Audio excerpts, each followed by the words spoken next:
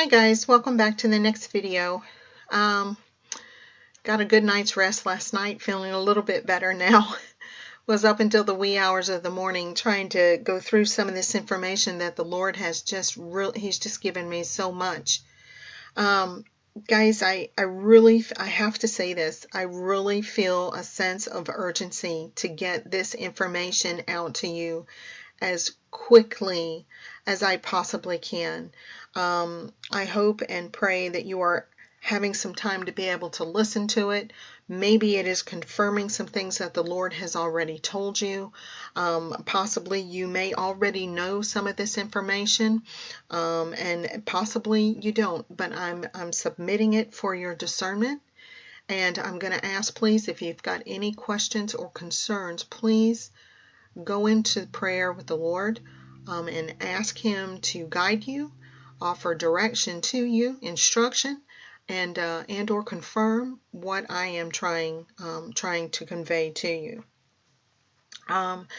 When we left off in the last video, we were speaking about first fruits, and we had just kind of identified basically that the tithe is the first fruit. Let me click into that document where we were. This is the information here. We have identified that the tithe is the offering of first fruits, so that we know that the tithe is the first fruits. We know that tithe is really just a word for tenth. And Israel's tithe was the assessment of 1/10 of all produce.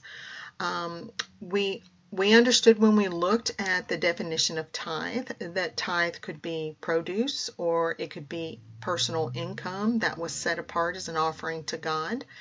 It could be for works of mercy. It could be to support the church, the priesthood, and the like. We understood that in this tithing, that first fruits was actually the first harvested part of the crop. It is the first cut from the crop, and it is what is offered unto the Lord, as this picture here is showing, just a part of the crop being offered as an offering unto God. So that's pretty much where we kind of left off right here, and we did leave off the thought that the first harvested of the crop, hence called the tithe of the first fruits. We were kind of discussing, guys, this is going to be tying into some of the stages of the different stages and the different waves that the Lord is going to be calling away His people. And so we talked about that a little bit in another video under that title, and so I think we're going to start to see how all of this is going to be tied in.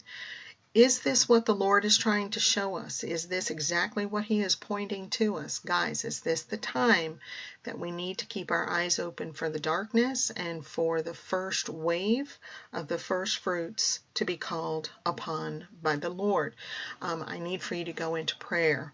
Go into prayer about that. I'm going to share with you what He's been showing me, and maybe something will confirm that for you. Okay, so when I saw the tithe and the information about the tithe, when we were way back here, when Jacob had his dream and awoke, and he told God that he would go ahead and start giving 1/10 to him. That immediately put my mind back to going into Leviticus. I did a study a couple of years back in Leviticus that discussed.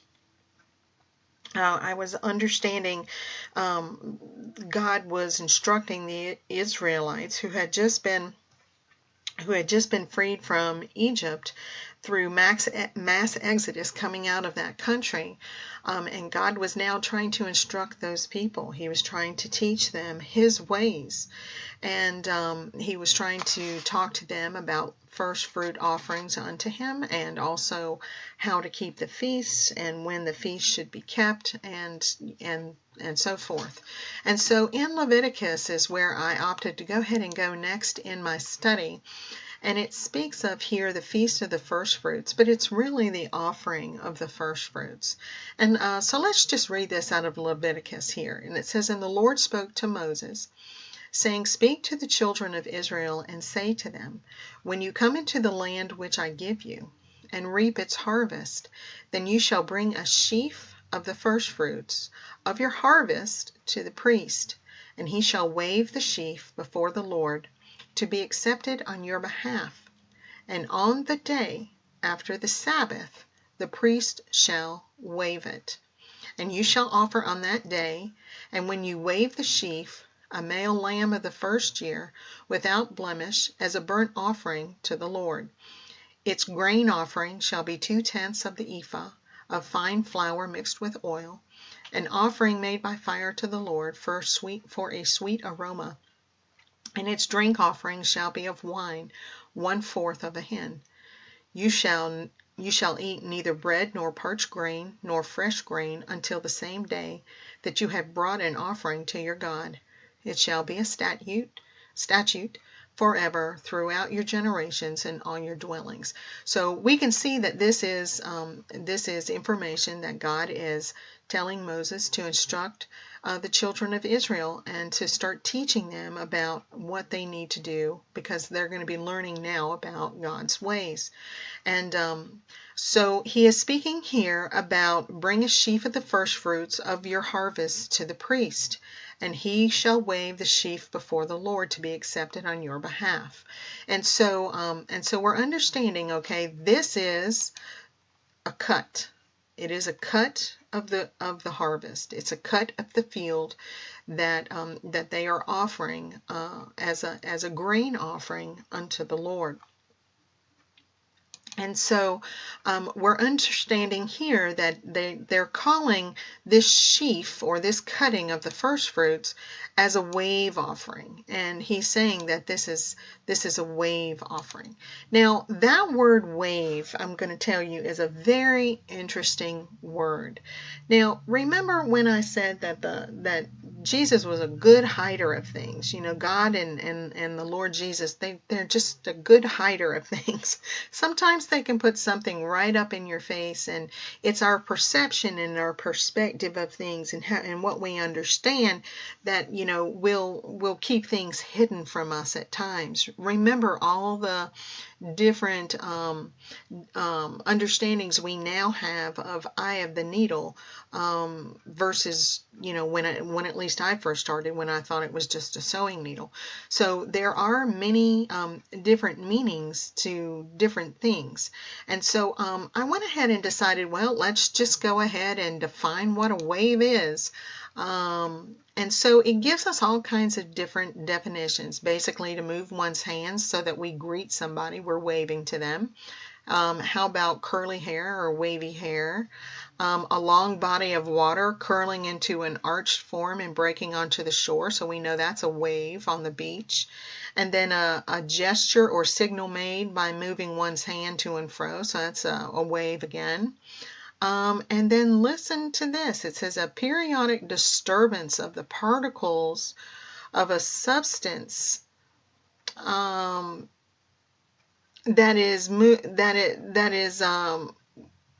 it's a movement of the particles